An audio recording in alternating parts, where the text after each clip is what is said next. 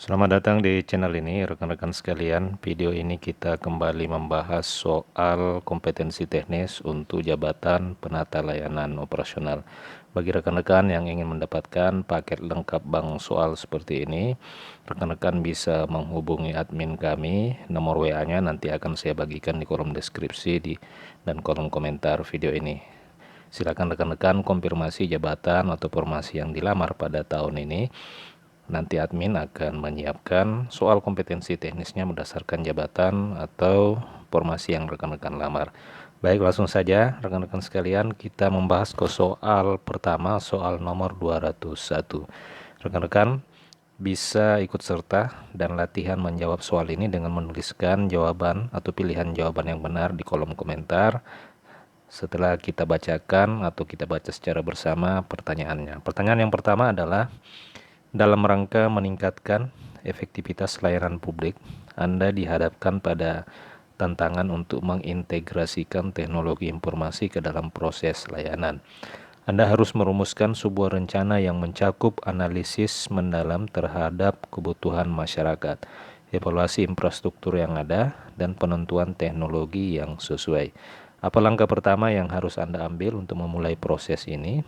A. Melakukan studi kelayakan yang mendalam untuk mengevaluasi kebutuhan dan ekspektasi masyarakat. B. Mengadakan workshop dengan pegawai untuk mengumpulkan masukan mengenai teknologi yang diperlukan. C. Membangun kemitraan dengan penyedia teknologi untuk mengidentifikasi solusi yang ada. D. Menghitung anggaran yang dibutuhkan untuk implementasi teknologi baru. Mengembangkan prototipe sistem layanan berbasis teknologi sebagai pilot project. Nah, rekan-rekan, soal ini menyangkut pelayanan publik yang diintegrasikan dengan teknologi informasi. Silakan untuk jawaban atau soal nomor 201, jawabannya A, B, C, D, atau E, tuliskan di kolom komentar 5 detik dari sekarang.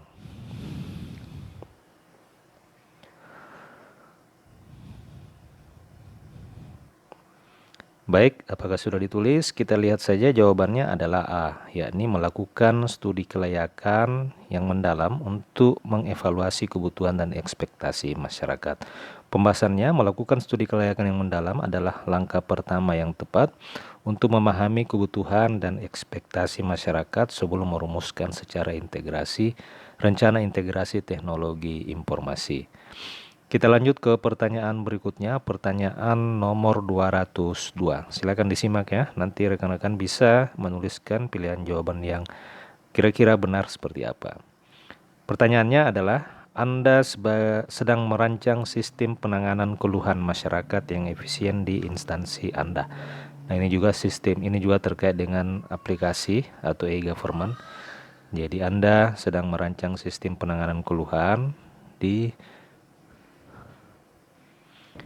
yang efisien di instansi Anda. Dalam proses ini, Anda harus mempertimbangkan berbagai faktor, termasuk jenis keluhan yang sering muncul, prosedur penanganan yang ada, dan peran pegawai dalam proses ini. Apa pendekatan yang paling efektif untuk memulai inisiatif ini? A. Melakukan analisis data keluhan yang telah diterima selama 6 bulan terakhir untuk mengidentifikasi pola dan tren. B. Mengadakan pertemuan dengan pegawai untuk mendiskusikan kendala yang dihadapi dalam penanganan keluhan. C. Menerapkan sistem umpan balik langsung dari masyarakat untuk memperbaiki prosedur yang ada. D. Mengembangkan panduan penanganan keluhan berbasis best practice dari instansi lain.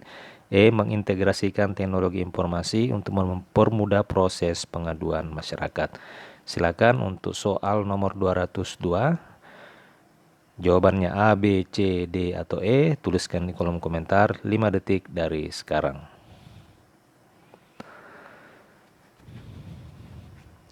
Baik, kita lihat jawabannya adalah A, yakni melakukan analisis data keluhan yang telah diterima adalah salah satu pendekatan yang paling efektif untuk memahami pola dan tren yang akan membantu dalam merancang sistem penanganan keluhan.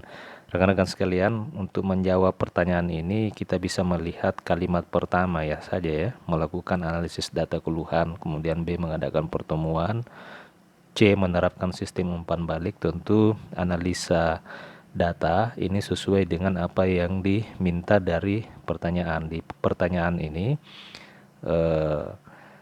terjadi apa? Ada kata kunci yang mengharuskan kita untuk melakukan pendekatan yang paling efektif ya, terkait dengan prosedur penanganan yang ada dan peran pegawai dalam proses.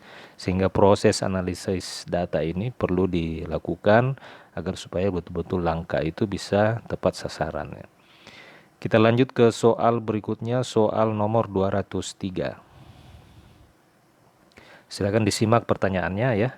Rekan-rekan bisa menuliskan pilihan jawaban yang kira-kira benar apa di kolom komentar. Anda diberi tanggung jawab untuk merancang program pelatihan bagi pegawai yang berfokus pada peningkatan kualitas layanan publik. Dalam merumuskan program ini, Anda perlu mempertimbangkan berbagai aspek seperti kompetensi yang dibutuhkan, metode pelatihan, dan evaluasi hasil. Nah, apa langkah yang paling tepat dalam merancang program pelatihan ini? A. Mengidentifikasi kompetensi utama yang diperlukan untuk meningkatkan kualitas layanan berdasarkan masukan dari masyarakat. B. Mengadakan pertemuan dengan pemangku kepentingan untuk mendapatkan dukungan dalam program pelatihan. C. Melakukan survei terhadap pegawai untuk menilai kebutuhan pelatihan mereka. D. Menyusun modul pelatihan yang mencakup berbagai metode dan pendekatan. E. Merancang sistem evaluasi untuk mengukur efektivitas program pelatihan. Soal nomor 203, silakan kira-kira jawaban yang paling tepat A, B, C, D, atau E. Tuliskan di kolom komentar 5 detik dari sekarang.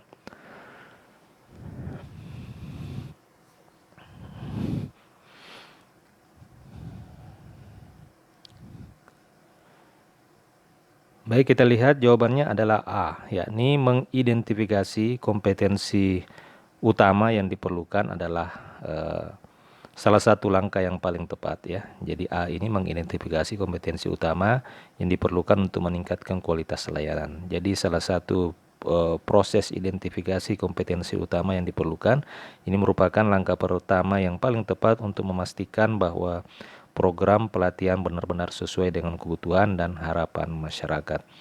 Jadi kita lihat kata kunci dari soal ini. Kita lihat di sini Anda perlu mempertimbangkan berbagai aspek seperti kompetensi yang dibutuhkan, ya, metode pelatihan dan evaluasi hasil, sehingga proses identifikasi kompetensi utama ini merupakan salah satu langkah awal, ya, langkah pertama yang bisa kita ambil. Kita lanjut ke soal 204. Silakan rekan-rekan disimak pertanyaannya. Sebagai penata layanan operasional, Anda ditugaskan untuk memperbaiki komunikasi internal di instansi Anda. Nah, rekan-rekan, salah satu tugas dari penata layanan operasional adalah komunikasi internal di instansi. Ini juga merupakan salah satu tugas pokok dari seorang penata layanan operasional. Anda perlu mempertimbangkan faktor-faktor seperti budaya organisasi, metode komunikasi yang digunakan, dan efeknya terhadap kinerja pegawai. Apa pendekatan yang paling efektif untuk memulai perbaikan komunikasi ini? A. Melakukan survei untuk menilai efektivitas metode komunikasi yang ada di kalangan pegawai. B. Mengadakan diskusi kelompok untuk menggali masukan dari pegawai tentang masalah komunikasi. C. Mengembangkan pedoman komunikasi yang jelas dan menyebarkannya kepada seluruh pegawai. D. Mengidentifikasi penghalang komunikasi yang ada dan merancang strategi untuk mengatasinya. E. Menerapkan teknologi komunikasi baru untuk mendukung interaksi antar pegawai. Silakan untuk soal nomor 204, jawabannya A, B, C, D, atau E. Tuliskan di kolom komentar 5 detik dari sekarang.